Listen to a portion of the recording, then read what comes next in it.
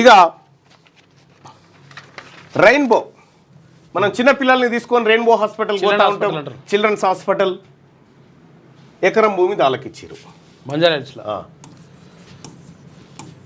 Rainbow children's hospital ఆసుపత్రి.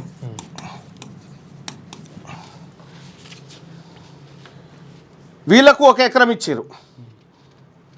వీళ్ళు ఒక ఏడాదిలో చేసినటువంటి బిజినెస్ 2023-24 ఆర్థిక సంవత్సరంలో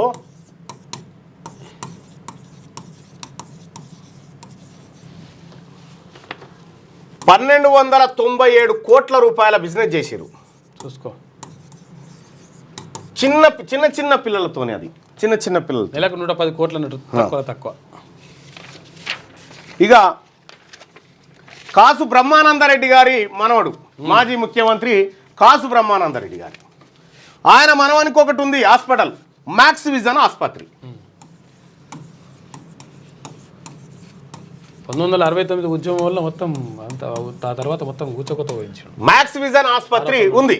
ఈ మ్యాక్స్ విజన్ ఆసుపత్రికి 2008లో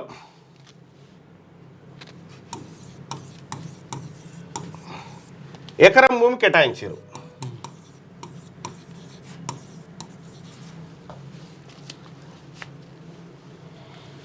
ఈ మ్యాక్స్ విజను 2023-24 ఆర్థిక సంవత్సరంలో 330 కోట్లు బిజినెస్ చేసింది. 100 వేల కోట్లే ఉన్నాయి చూడండి ఒకసారి.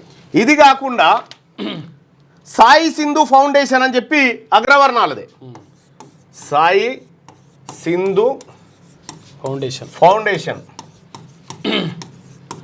ఖానామెట్లో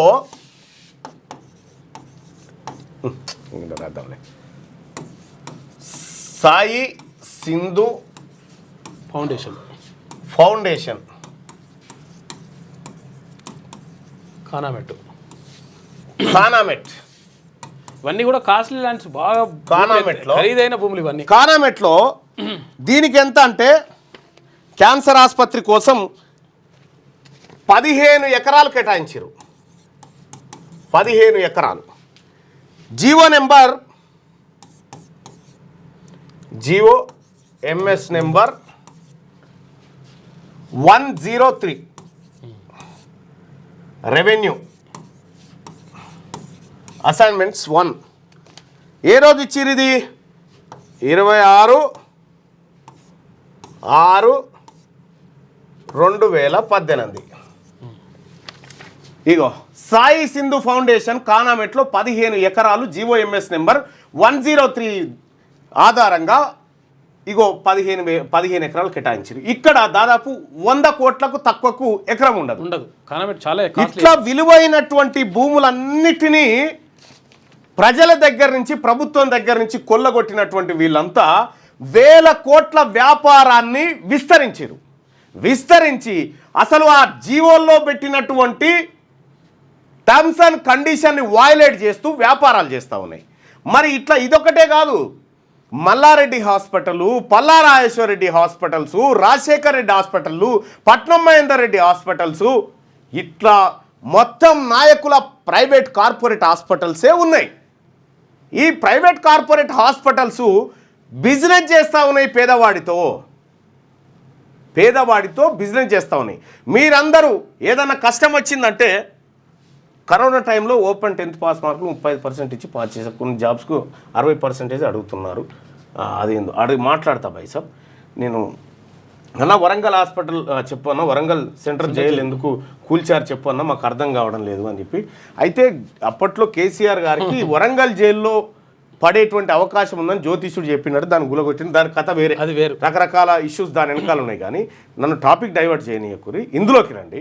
విషయం ఏంటంటే, ఇప్పుడు వీళ్ళు ప్రభుత్వం దగ్గర తీసుకున్నటువంటి రైతీ భూములను అడ్డుగా పెట్టుకొని ఈ పేద ప్రజలకు ఫ్రీగా వైద్యం చేయాల్సినటువంటి కార్పొరేట్ దొంగలు ఇలా లక్షలు వసూలు చేస్తూ ఉన్నారు.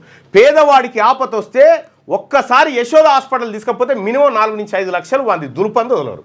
తక్కువ ఈ డబ్బులన్నీ ఏం చేస్తారంటే ఈ డబ్బులన్నీ తీసుకొచ్చి మీరు ఏదైతే భూములు అమ్ముతా ఉన్నారు కదా వీళ్ళని బతికించుకుంటానికి ఆ భూములు కొంటారు అన్నట్టు.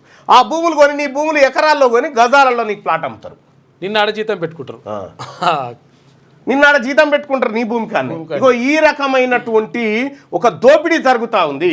ఈ దోపిడీని ప్రజలారా దీని అన్నిటికీ ఏంది మార్గం అంటే ఒకటే, బీసీలకు రాజ్యాధికారం వస్తే తప్ప ఈ వ్యవస్థ మారదు. బీసీలకు రాజ్యాధికారం వస్తే తప్ప.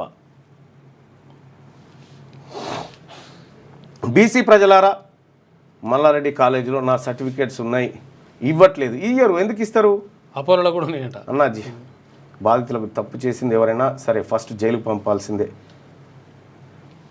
పంపాల్సిందే సురేష్ రెడ్డి.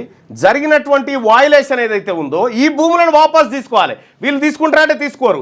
రేపటి బీసీ ప్రభుత్వం ఖచ్చితంగా ఈ భూములను వాపసు తీసుకొని పేదవాళ్లకు కార్పొరేట్ హాస్పిటల్ పెడుతుంది. అందులో ప్రభుత్వం ఇది చేయాల్సినటువంటి అంశం.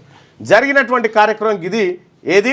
హెల్త్ సెక్టార్లో ఎడ్యుకేషన్ సెక్టార్ అయిపోయింది, హెల్త్ సెక్టార్ అయిపోయింది, ఆ తర్వాత జ్యుడిషియరీ అయిపోయింది, పాలిటిక్స్ అయిపోయింది. రేపు మళ్ళీ ఒక దాంట్లో ఇంకా చాలా హాస్పిటల్ ఉన్నాయి. ఇంకా కొన్ని పేర్లు లేవు చెప్పండి. ఇంకా చాలా ఆసుపత్రులు ఉన్నాయి. మేము కొన్నే ఇంకా లిస్ట్ పెడితే మొత్తం టైం అంతా దానికే అవుతుందని. So main